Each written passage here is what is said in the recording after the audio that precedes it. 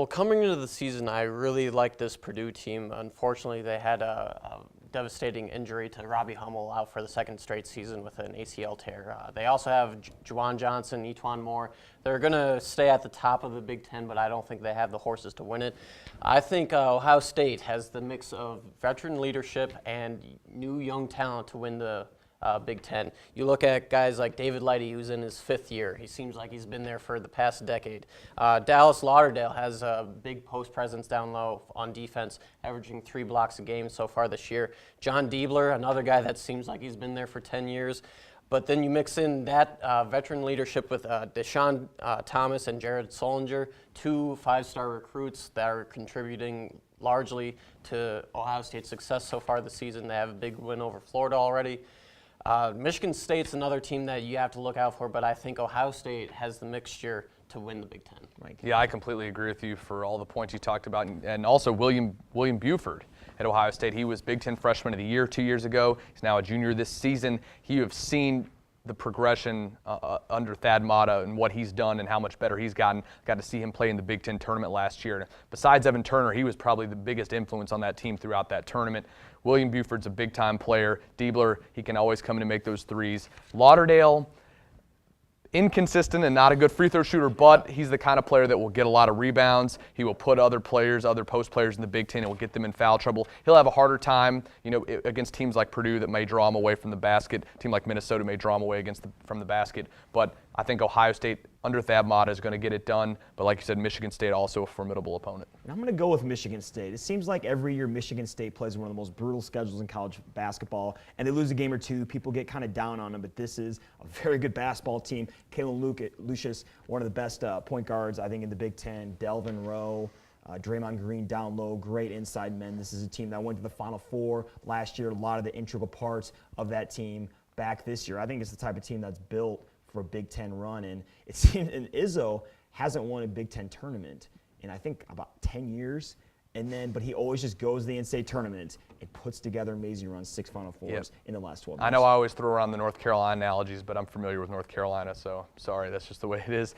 But Kalen Lucas and Darrell Summers kind of remind me in some ways of Ty Lawson and Wayne Ellington in terms of what they mean to their teams. Darrell Summers is the kind of player that when he gets hot, he's tough to stop. He can make a jump shot. He can drive to the lane. He can hit the three. Kalen Lucas the same way. He was Big Ten Player of the Year a couple years ago. He battled injuries late last year, so he was off and on, but he is a good player as well. And then, like you said, we talked about post presence earlier in the show.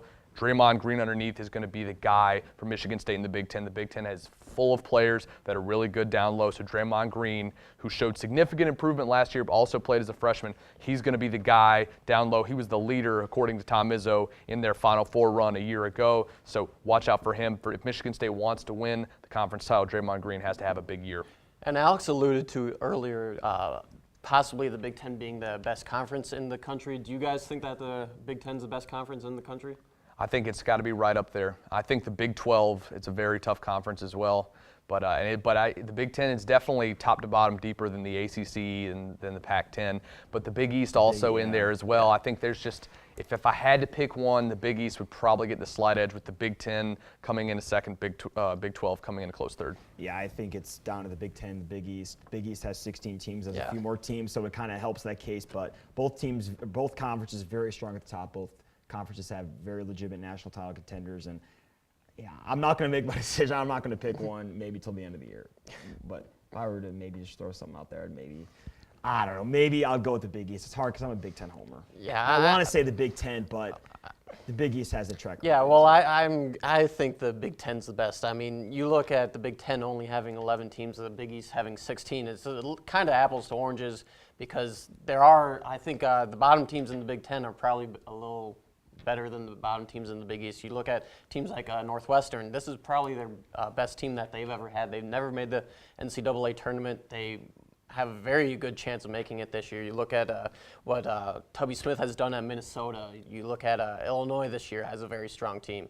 I think top to bottom, the Big Ten is the most balanced conference in the country. And I think they're the best. And that's exactly right. A team like Illinois, who's ranked 21st in the country right now, they might finish 5th or 6th in the Big Ten because it's such a deep conference and there's so much talent. A team like Minnesota, beat North Carolina, beat West Virginia, had a little bit of a setback against Tony Bennett in Virginia, but still a really good team nonetheless. I mean, a team like Minnesota might finish 7th or 5th, and they might be a team that easily makes it into the tournament. So the Big Ten's a very tough conference. And we haven't even talked about Wisconsin, too. I mean, there's just a ton of good teams in Bo Ryan and that swing offense, every year I think it's just, it's not going to work this year. And then it still works every year against everyone, and they squeak into the tournament.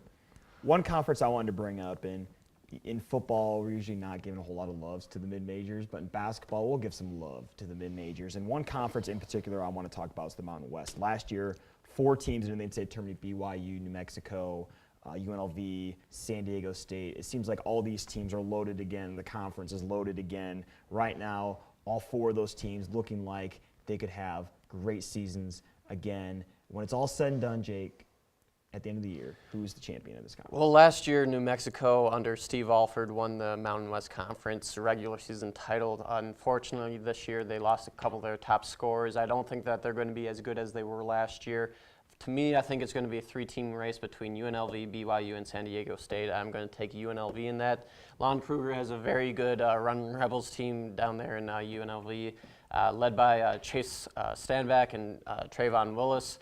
Both led UNLV in scoring last year, led them to the NCAA tournament as an 8th seed, lost to UNI only by 3 points. Remember, this was the same UNI team that captured the eye of the entire country after they beat Kansas to go to the Sweet 16. I think UNLV has a team that can get a high seed in the NCAA tournament, and I think that they'll win the Mountain West Conference and possibly make a run in the NCAA tournament. Yeah, I mean, Ali Farokhmanesh doesn't hit that shot. UNLV was equipped to make a run in the NCAA tournament last year. We saw a few years ago they went to the Sweet 16 under Lon Kruger, and I love Lon Kruger's teams. He plays this full court pressure defense. His players always playing in-your-face defense. They got all 5 starters back from last year's team. This year they've already beaten Wisconsin. They've already beaten Murray State. They've already beaten Virginia Tech. This team looking like they're firing on all cylinders. Again, I know I've used that cliche more than once tonight, so I'll stop using it.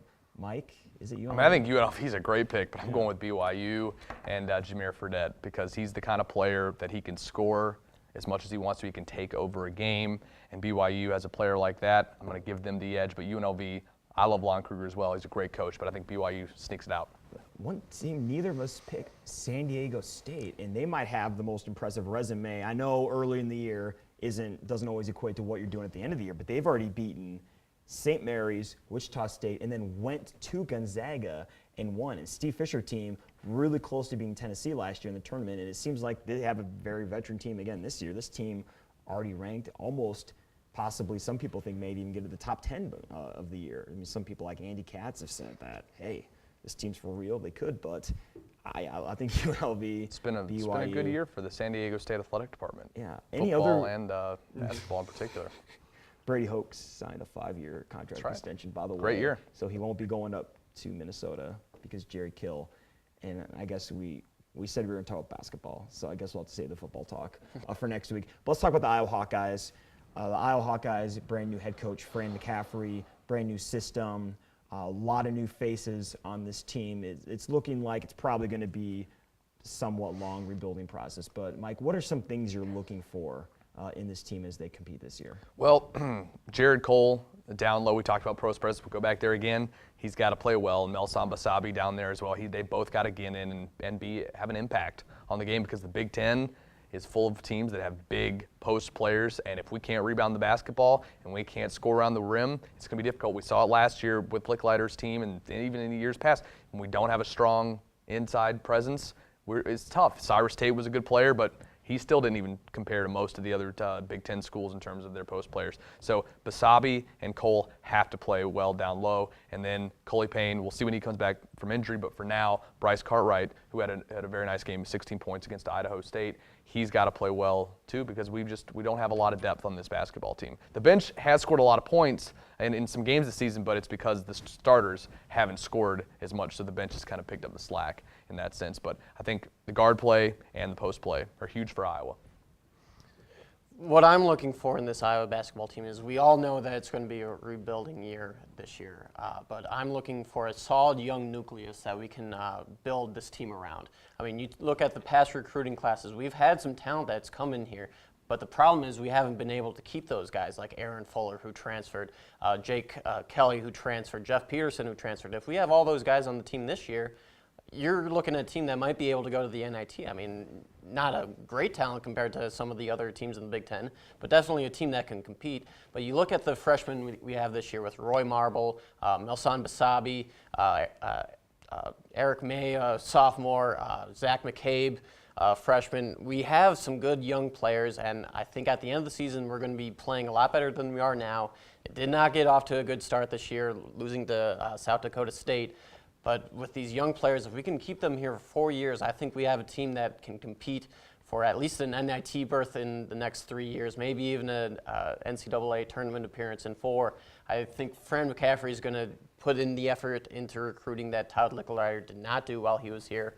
And hopefully we can keep those players that Fran brings in. He already brought in good players like Basabi and Cartwright on a short notice. So I'm looking for those young players to improve as the season goes on. One player we didn't mention, Zach McCabe, having a pretty good year so far too. And here's what I'm looking for this Iowa team. First of all, there's excitement in the program, and that's something we haven't had. I mean, Mike and I listened to the Hawk Talk program tonight, and we talked about, I mean, have you ever heard fans so excited about a 4-4 basketball team? I mean, these fans are energized. They like what they're seeing on the floor. We're seeing improvement. I mean, I know this team has lost their games. They lost to Long Beach State, South Dakota State, among others, but they're improving. And I think they're embracing this coaching staff. They're embracing this system. And I think what Coach McCaffrey is doing to reach out to the community, reach out to the fan base, and I think it's going to get more fans into Carver, and I think eventually we're going to win more games. And I think Coach McCaffrey is going to get it done. He's doing all the right things, and I think the team is buying in. The fans are buying in, and I think that's what you want to see. And I think there are a few goals I think that are attainable this year. One of them, very simply, I just improve from game to game, and I think we're already seeing that. I mean, granted, there are a lot of mistakes, but you're going to see that when you have a young team and a team that's transitioning into a brand new system. I also think a good goal would be try to win the in-state series this year, or at least win 2 of the 3. I think UNI, beatable. They've lost a lot of guys from last year's team. Iowa State, they're going through a coaching transition of their own, and they've already dropped a few games too. And then Drake, they've looked abysmal versus teams like St. John's, and they got killed by Iowa State. I think if we can win 2 or 3 of those games, I think that'd be good. And then just in the Big Ten, we just want to see improvement. I mean, last year, getting drubbed on the road week in, week out, I think as long as we see improvement from year to year, I think that's what the fans want to see, and I think that's what we are going to see.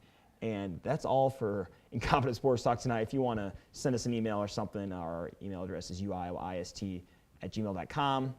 For Mike Rabin, Jake Burgers, I'm Alex Salzma. Good night and go Hawks. We'll be back next week with our Bowl Extravaganza special. So tune in. We'll see you next time.